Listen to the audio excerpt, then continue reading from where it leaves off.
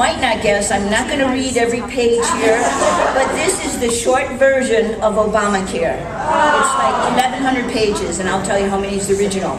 And you know, because of this podium, I'm going to stand on this.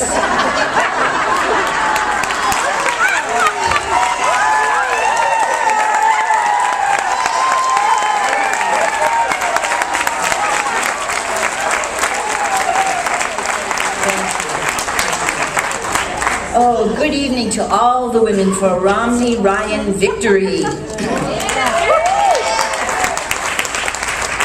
Of course, you know, we will be the voters to make a decided difference this November, as has been said.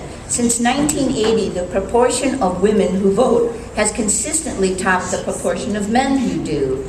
Additionally, women make approximately 80% of the healthcare decisions made for their families. So, let me get this straight. This is a long sentence.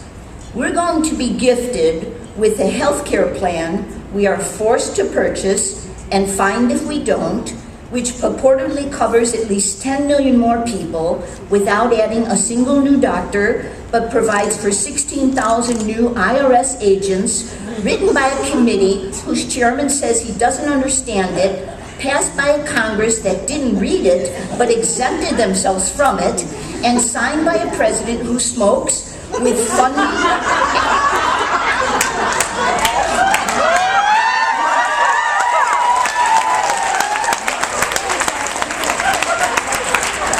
Same sentence. With funding administered by a Treasury chief who didn't pay his taxes, for which we will be taxed for 4 years before any benefits take effect, by a government which has already bankrupted Social Security and Medicare, all to be overseen by a Surgeon General who is obese and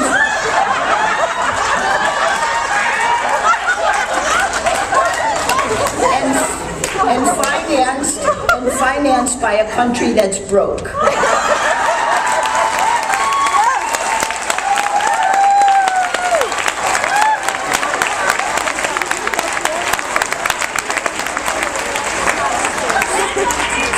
So what the blank could possibly go wrong? Okay, my name is Dr. Barbara Bellar, and I so appreciate your being here tonight. I speak to you with 3 different hats on. I'm speaking to you today as a licensed physician in Illinois. I'm going to go to 3378 speed. Anybody remember those big records?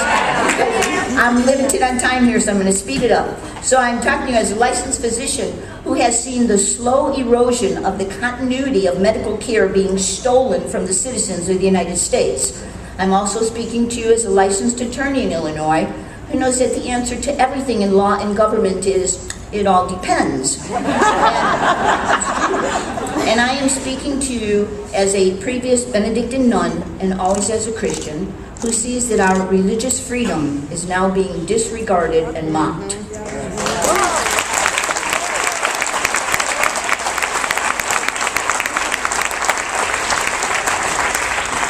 Abraham Lincoln once said, "You can't make a weak man strong by making a strong man weak." Obamacare is an abomination. Big zero. It's no exaggeration to call this a government takeover of our health care. Obama leaves virtually no aspect of health care beyond government control. You are giving the government authority over health care providers and consumers.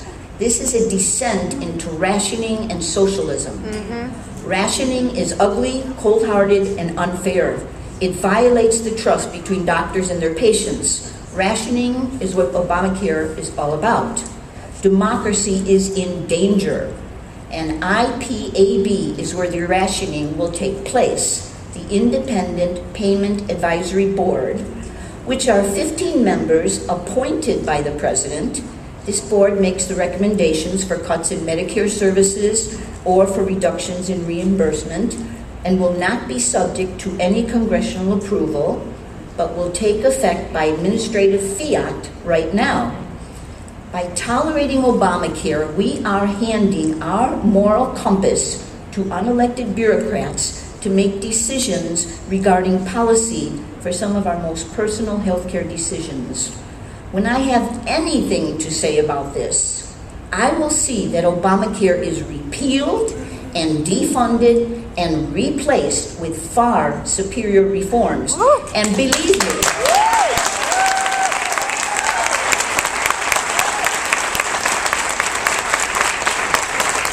I'm a small cog in the wheel, but I have some very substantial plans and alternatives. And so, Obamacare creates 159 new bureaucracies, boards, agencies, commissions, and programs to govern your health care.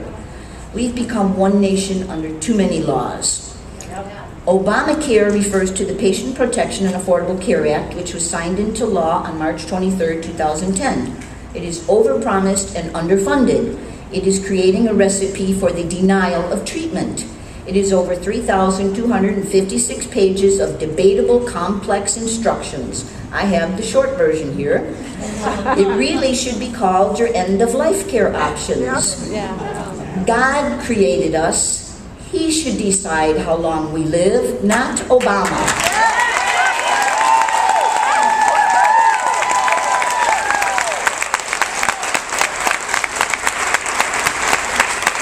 Obamacare is about the coercion of the individual by the government. In 2014, everyone must purchase health insurance or face a $695 annual fine, which is really a tax.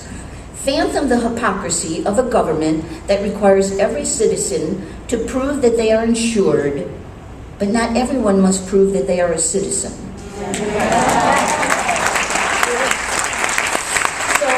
So an illegal immigrant actually has more freedom than an American citizen because they're not being forced to purchase health care. Something to think about.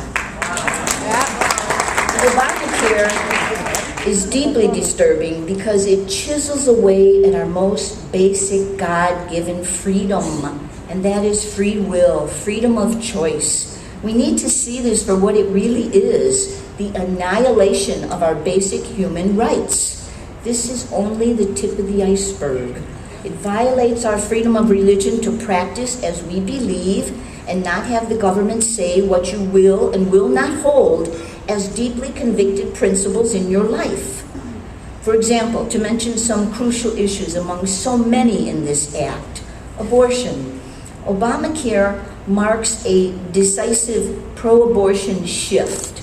One thing I know from court decisions in many circuits is that unless abortion is expressly prohibited, courts will read it into laws providing for healthcare services.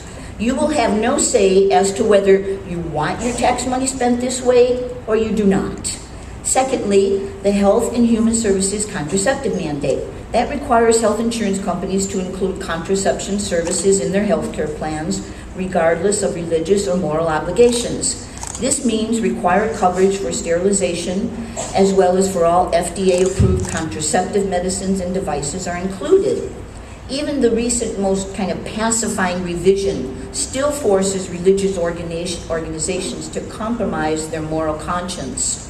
The recent Supreme Court decision on Obamacare did not take up the constitutional question at issue in religious liberty challenges to the mandate. So there are currently 23 lawsuits involving 56 plaintiffs which have been filed in federal court against this mandate. To characterize this as a Catholic issue misses the point. This mandate tramples on everyone's religious freedom.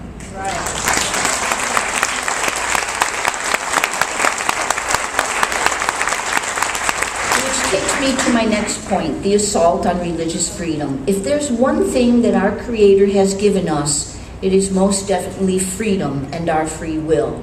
We are even free to accept or reject God in our lives. America has been a blessed nation because of upholding our God-given freedom of speech and freedom to worship as we choose. Freedom means you have a choice. The government takeover of our health care is just the tip of the iceberg. You will not have the choice, the freedom. And believe me, folks, when we allow government bureaucratic agencies to erode the freedom of civil society and to disregard religious liberty, there is no limit. If the government can trample on religious freedom, all freedoms are threatened. Lastly, we know when the government tries to meddle with the free market, it just ends up making things worse. We need true reform. Real reform is possible once Obamacare is repealed. We cannot, we must not let Obamacare drain us of our liberty and suck the life out of us.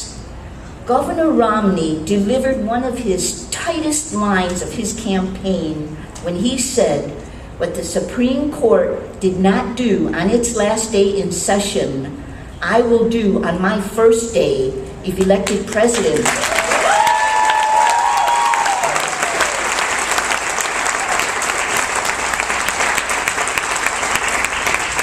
And that is, I will act to repeal Obamacare.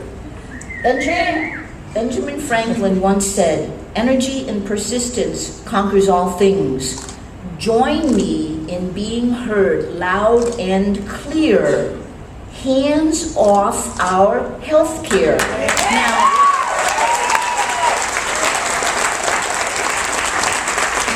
Now repeat that with me one time good. Hands off